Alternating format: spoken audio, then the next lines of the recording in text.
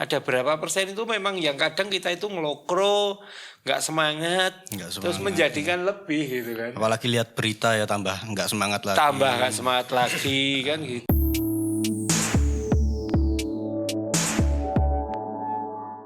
Oke, halo semuanya, perkenalkan saya Solahuddin dari tim Beratakan, dan pada video kali ini ngobrol santai berfaedah. Dan ini segmennya ngobrol santai berfaedah. Nah, di sini kita sudah ada kedatangan tamu ya. Nah, yaitu adalah personil dari YouTuber masih baru, yaitu channelnya Biting ya namanya ya. Iya. Ya, mungkin boleh perkenalkan diri dulu, Mas. Oke, yes. Nama saya Bagus, kalau di Biting ya si B. Ya, kalau saya Catur tuh biasanya dipanggil Citing sama teman-teman. Makanya kita jadi dua gabung Biting. Biting. Asik. Oke. Gitu. Nah, ini awal mulanya gimana sih idenya kok bisa bikin bareng berdua gini? Aku. Hmm. Jadi gini Mas, waktu zaman dahulu, Udah lama berarti ya? Tapi aku nggak kenal dia Mas. Itu masalahnya. Aku nggak kenal. Nah, pada suatu hari kita itu sama-sama pusing. Setelah pusing, akhirnya kita ketemu di Bakat ya. Ya. Nah, kita di bakatsaya.com. Kita bahas tentang bakat, kita jadi marketingnya. Ya akhirnya berkeluh kesah kan, akhirnya ya itu ketemu sama teman-teman sekarang itu kayaknya trennya YouTube tuh mulai ada pencerahan di situ. Ada ibaratnya peluang di situ. Nah, makanya kita gabung, akhirnya bikin channel main-mainan lah sebenarnya. Kita belum tahu kan waktu itu kan, kita mau mengarah kemana, kita maksudnya kita mau channel itu mau larinya kemana itu belum tahu, dan sampai sekarang pun juga belum tahu. Oh iya. Itu kelihatan kok belum ada video pilarnya. Oke, nah kirain dulu ketemunya di EG, soalnya masih pakai baju EG, dan kebetulan dulu materinya tentang ini ya, apa namanya, seleb online ya. Oh iya. Dan ada beberapa YouTuber juga di sana kan. Betul. Nah, saya mau bahas selain di luar channelnya kalian semua. Nah, karena diratakan kan biasanya kita bahas tentang bisnis nih, tentang bisnis. Nah, kita mau berbagi ke Ratakaners. Nah, tentang pengalaman-pengalaman di dunia bisnis. Nah, dengar nih, Mas B ini, Mas Catur nggak tahu saya, punya pengalaman yang mungkin banyak banget, pengalaman yang kurang mengenakkan. Wah. Gitu. Yeah. Nah, ini mungkin bisa sharing-sharing, diceritakan pengalaman apa aja sih kok bisa dibilang kurang mengenakkan gitu. Ini konteksnya tidak mengenakan di bidang apanya nih? Bidang ya apa ya? Ya terserah, bolehlah yang kira-kira orang lain juga mengalami gitu. Oh gitu. Ya kalau tidak mengenakan itu kan ya benar sih, kalau dibilang banyak ini ya lumayan. Jadi kalau misalnya ngomongin bisnis nih, ngomongin kerjaan, saya dulu kan punya event organizer, ya termasuk juga advertising di situ, advertising agency. Nah, ya berkecimpungnya ya lumayan lama sih sebenarnya. Berapa tahun? Kalau berapa tahun ya mungkin kira-kira ya hampir 10 lebih lah. 10-an lah. Ya lumayan. Gitu, ya lumayan. Lumayan bikin pusing juga. Okay. Waktu pertama ya memang istilahnya masalah utama event organizer itu kan sebenarnya dua. Apa itu? Satu masalah klien, dua masalah duit. Jadi intinya orang yang klien, nggak ada klien itu kan juga nggak bisa berputar ini. Kebanyakan teman-teman event organizer itu kan juga nganggurnya itu lebih banyak daripada kerjanya. Ya. Terus untuk itu kan aku sama teman-teman timku itu kan membuat advertising. Jadi nggak cuma event gitu. Cuman kadangkala itu masalahnya itu memang di duit. Karena kita memang berangkat dari nol ya. Dari nol. Kita mendiriin usaha itu memang dari nol. Nggak punya modal. Modalnya adalah bismillah. Gitu. Yeah. Jadi istilahnya modal tawakal. Ternyata modal tawakal itu nggak cukup. Yeah. Tetap butuh duit dan duit. Karena semua pekerjaan itu kan belum tentu ada DP, belum tentu pembayaran itu cepat, pembayaran itu bisa lama. Belum tentu dilunasi juga. Nah, itu masih ngerti banget. Tahu sendirilah Mas, soal masalah itu. Ya kalau masalah lainnya sih ya seputar itu sih kebanyakan ya. Di dunia bisnis yang seperti itu. Makanya kalau dibilang kapok itu enggak kapok. Karena duitnya ya lumayan, uangnya ya lumayan. Itu di dunia event organisasi sama advertising itu sebenarnya duitnya lumayan. Cuman memang harus backup-nya juga lumayan. Itu saya kemarin waktu dulu itu ya modal nekat. Jadi ketika dapat PO ya wis hajar kiri hajar kanan. Maksudnya ya investor kiri investor kanan. Kadang terjebak juga hutang supplier semacam itulah. Ya istilahnya itu yang kadang membebani juga. Dan itu terakumulasi ya? Iya, terakumulasi. Nah kalau Mas Catur sendiri punya pengalaman kayak gitu juga? Kalau saya kan sebenarnya cenderungnya ke desain ya Mas ya. Jadi kan saya itu dulu memang bermula dari desain. Jadi desain itu dulu gara-gara saya itu punya percetakan, ya gitu kan. Nah, karena percetakan itu emang dituntut harus bisa desain. Intinya seperti itu. Dan sekarang pun ya akhirnya saya larinya ke freelance akhirnya. Jadi waktu pandemi ini percetakan udah agak lesu kan, otomatis kan aku larinya ke jasa desain. Iya, jasa desain tapi ikutnya ke kontes cenderungnya. Jadi kayak ke desain kontes logo atau apa gitu. Seperti itulah intinya seperti itu. Udah berapa kali menang kontes logo? Ya alhamdulillah sih ya kalau 15 kali ada. 15 kali lagi itu di luar negeri semua? Iya.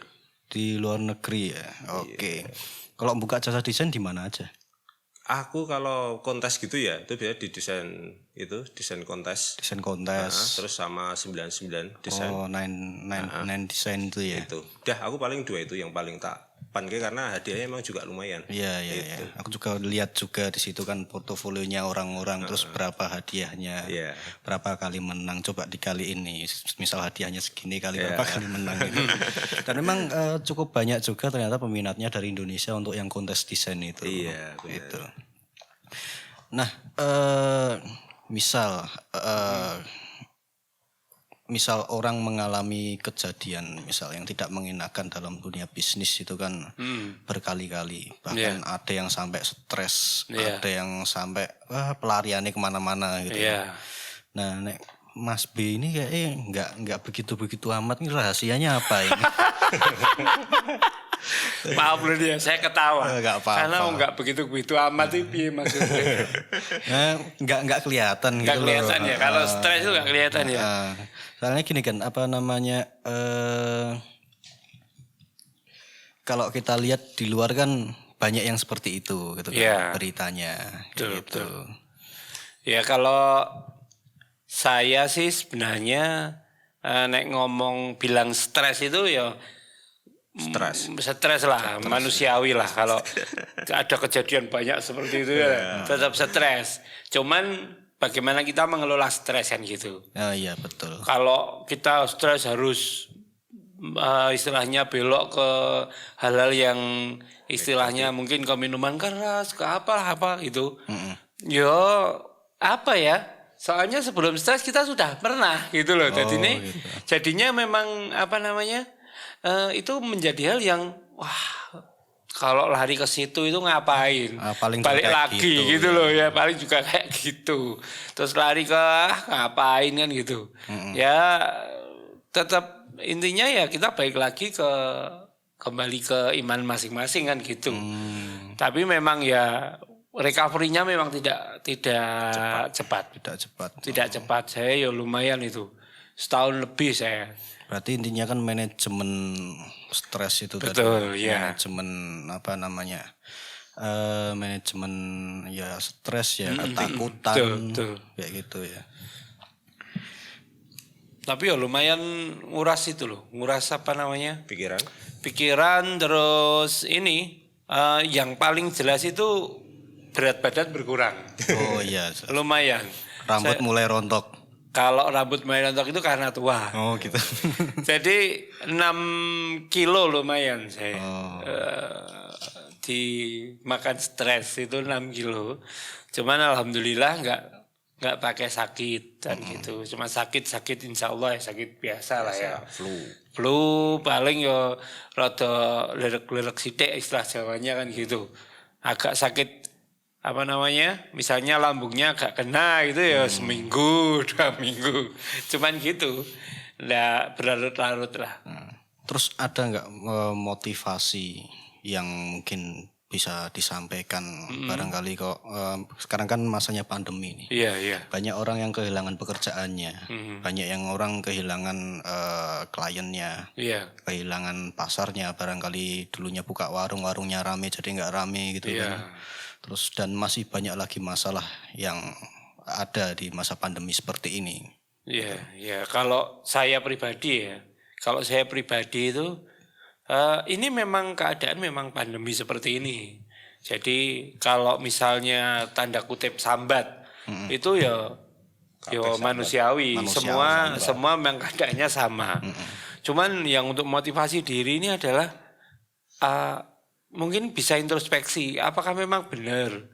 Karena ini memang akibat pandemi. Ketika misalnya bisnis kita ini lesu, itu apakah memang benar ini impact dari pandemi?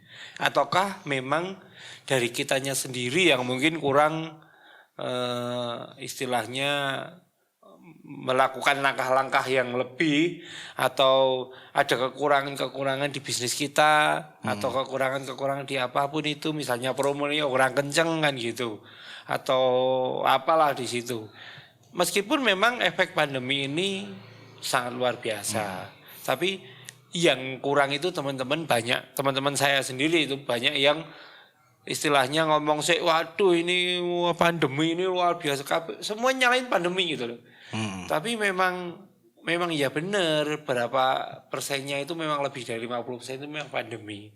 Cuman ada berapa persen itu memang yang kadang kita itu ngelokro, nggak semangat, terus menjadikan lebih gitu kan. Apalagi lihat berita ya tambah nggak semangat lagi. Kan gitu. Kalau aku lihatnya gini, pandemi ini memang sedikit banyak akan berefek pada mungkin kegiatan bisnisnya orang-orang, teman-teman. Tapi poinnya bukan di situ. Ketika kita dibatasi oleh sesuatu, dalam hal ini mungkin pandemi itu tadi. Nah, aku malah ngelihatnya kayak Mas Ator itu tadi. Jadi gimana caranya survive yang tadinya dari advertising kan menjadi ke jasa, ke kontes itu kali kan. Artinya kan skillnya masih digunakan. Betul. Cuman mungkin jalannya yang beda, yang mungkin lebih ke digital seperti itu kan. Yang tadinya mungkin kita terima orderan berupa fisik, betul, jadi digital gitu. Cuman sekedar peralihan seperti itu. Tapi intinya survive, gimana caranya bertahan. Intinya betul. Peluang sih Mas. Peluang itu ya. Jadi kita tetap carilah peluang-peluang yang sekiranya itu kita bisa dan kita itu mampu, dan kita lihat itu memang peluangnya gede. Ada upaya untuk nyari peluang itu ya. Iya benar itu. Intinya kalau saya itu. By the way udah coba buka jasa diratakan belum? Jasa desain. Sementara belum ya. Belum. Tak lihat memang ada beberapa jasa desain dan itu segmented banget. Misal desain feed Instagram, terus desain logo, ada lagi desain flyer, ada lagi desain. Nanti coba cek sendiri aja di websitenya Ratakan tuh yang bagian jasa itu. Coba cek nanti di situ malah bisa segmented banget. Kayak gitu. Coba ya nanti kita Nah mungkin cukup sekian, makasih Mas Bagus sama Mas Catur, makasih waktunya udah main ke sini. Sama-sama. Kapan-kapan kita ngobrol lagi mungkin dengan bahasan yang lebih menarik lagi. Oke, gitu ya. siap. Iya. Sukses buat channelnya, semoga cepat dapat 1K. Oke. Siap. Oke, mungkin cukup sekian video kali ini. Semoga bermanfaat. Sampai jumpa di video selanjutnya.